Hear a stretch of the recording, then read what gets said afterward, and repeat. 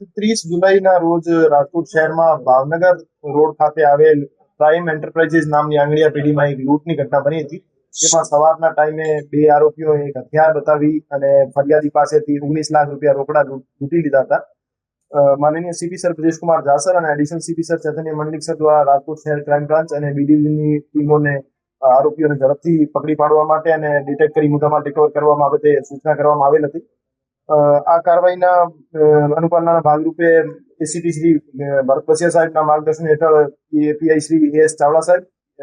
PI Shri Manoj Damor સાહેબ, PI Shri Chirag Yadav સાહેબની ટીમો દ્વારા અલગ અલગ રાજ્યોમાં તપાસ હાથ ધરવામાં આવેલ હતી અને બે આરોપીઓને અત્યારે રાજકોટ શહેર ક્રાઇમ બ્રાન્ચ દ્વારા ઝડપી પાડવામાં આવેલ છે, જેમાં એક આરોપી રમઝાન અલી એને વેસ્ટ બેંગોલ ખાતેથી હસ્તગત કરવામાં આવેલ છે અને એક બીજો આરોપી પ્રવીણ સન ઓફ ખજીઓ એને મથુરા ખાતેથી હસ્તગત કરીને રાજકોટ ખાતે લઈ લેવામાં આવેલ છે અને જે બે આરોપીઓ છે એની વિગતવારની પૂછપરછ અત્યારે હાથ ધરવામાં આવેલ છે અને જે એક આરોપી રમઝાન અલી છે વેસ્ટ બેંગોલથી જેને લાવવામાં આવેલ હતો, એના 5 દિવસના રિમાન્ડ કરવામાં આવેલ છે અને રિમાન્ડ દરમિયાન એની વ્યવસ્થિત પૂછપરછ કરી એમના પાસેથી મુદ્દામાલની રિકવરી કરવામાં આવે. એ જે આરોપી જે અત્યારે પોલીસની શકંજામાં છે રમઝાન અલી અને પ્રવીણ, એ બંને આરોપી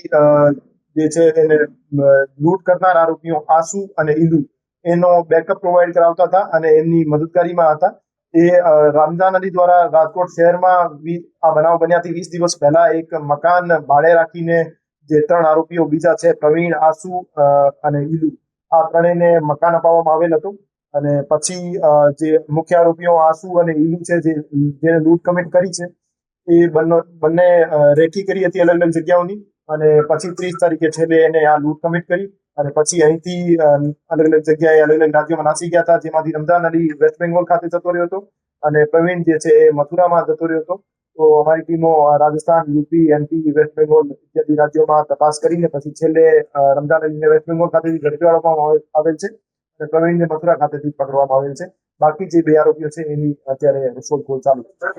આરોપીઓએ ચોરીની બાઇક અહીંયા રાજકોટ ખાતેથી ચોરીને પછી એનો ઇસ્તેમાલ લૂંટમાં કર્યો હતો, જેની નંબર પ્લેટ પણ ખોટી હતી અને ઘણા બધા જગ્યાએ એમને પોતાની આઈડેન્ટિટી છુપાવવાનો પ્રયાસ કર્યો હતો, પણ રાજકોટ શહેર ક્રાઇમ બ્રાન્ચ દ્વારા એમની વ્યવસ્થિત તપાસ કરી અને એમને આઈડેન્ટિફાઈ કરવામાં આવેલ હતા અને પછી છેલ્લે બેને પકડી પાડવામાં. અત્યારે જે બે આરોપીઓ પકડાયેલ છે એમાંથી પકડાયેલ આરોપી પ્રવીણ સન ઓફ ખજીઓ જે છે એમને વિરુદ્ધ રાજસ્થાનમાં ડીગ ડિસ્ટ્રિક્ટમાં 2 આર્મ્સ એક્ટના ગુના દાખલ થયેલા છે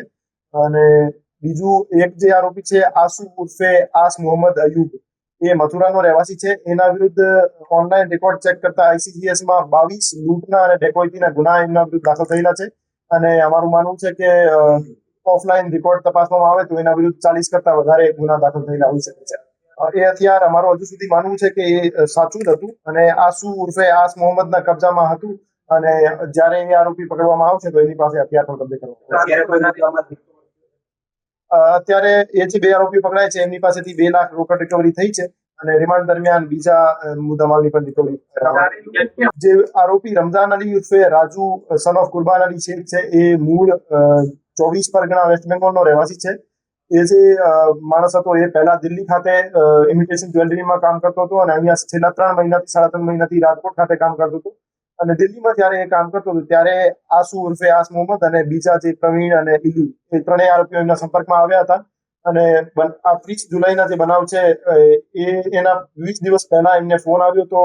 આસુ ઉર્ફે આસ મોહમ્મદનો અને એમને રમઝાન અલીને રૂમ ગોતવા માટેનું કીધું હતું. તો રમઝાન અલી દ્વારા એક ભગવતીપુરા વિસ્તારમાં કમરો ગોતી દેવામાં આવેલ હતો અને એને ત્રણેયને અહીંયા રાખવામાં આવેલ હતા. પછી 4 આરોપીઓએ મળીને કેવી રીતે લૂંટ કમિટ કરવી અને આખા યોજના ઘડી હતી અને પછી રેકી કરીને 30 તારીખે છેલ્લે આ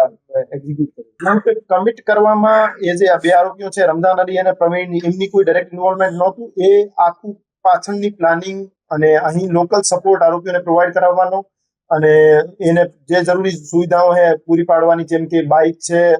અથવા એમનો મકાન છે અથવા એમને કોઈ દવા ભોજનની જરૂરિયાત હોય, એ બધી વસ્તુઓ જે એમને પૂરી પાડવાનું કામ કરવામાં આવતું હતું એ રમઝાન અલી અને બાકી પ્રવીણ દ્વારા કરવામાં આવતું હતું. અને જે લૂંટ કમિટ કરી હતી એ આસુ ઉર્ફે આસ મોહમ્મદ અને ઈલુ દ્વારા લૂંટ કમિટ કરવામાં આવેલ. જે રીતે મેં પહેલા બતાવ્યું એમાં રમઝાન અલી દિલ્હી ખાતે કામ કરતું હતું ત્યારે દિલ્હીમાં એ ત્રણેય વ્યક્તિઓ એમની કોન્ટેક્ટમાં આવ્યા હતા પછી રમઝાન અલી છેલ્લા 3 મહિનાથી અહીંયા રહેતો હતો અને પછી અહીંયા રમઝાન અલીને આસુ ઉર્ફે આસ મોહમ્મદનો ફોન આવ્યો હતો અને રાજકોટમાં એમને કામ કરવું છે એવી ઈચ્છા વ્યક્ત કરી હતી. પછી એ અહીંયા આવીને એમને લૂંટની પ્લાનિંગ કરી અને લૂંટને execute કરી. રમઝાન અલીએ જે રૂમ એને પ્રોવાઈડ કર્યો એના પછી એમના દ્વારા રેકી કરી એરિયામાં જીરોઈંગ કરવામાં આવેલ હતી અને સૌથી સોફ્ટ ટાર્ગેટ જે હતું પ્રાઇમ એન્ટરપ્રાઇઝે જેમને લાગ્યું અને ત્યાં એમને લૂંટ કરી. ના, એમને ઘણી બધી જગ્યાએ બે આરોપીઓ જે આસુ અને ઈલુ હતા એને ઘણી બધી જગ્યાએ રેકી કરી હતી 20 દિવસ દરમિયાન અને સૌથી સોફ્ટ ટાર્ગેટ એમને જે લાગ્યું પ્રાઇમ એન્ટરપ્રાઇઝીસ ત્યાં એમને છેલ્લે લૂંટ કમિટ કરી. એ જે મકાન માલિક છે એને વગર કોઈ આધાર પુરાવા વગર કોઈ આઈડી કાર્ડ એ મકાન ત્રણેય આરોપીઓને ભાડે આપ્યો હતો. તો એના માટે માનનીય સીપી સરનો એક જાહેરનામું છે જેમાં ભાડુઆતની નોંધણી કરાવવી પોલીસ સ્ટેશનમાં જરૂરી છે. તો મકાન માલિક જે ભાડે આપનાર છે એને એના વિરુદ્ધ એક જાહેરનામા ભંગનો અલગથી ગુનો દાખલ કરવામાં આવશે.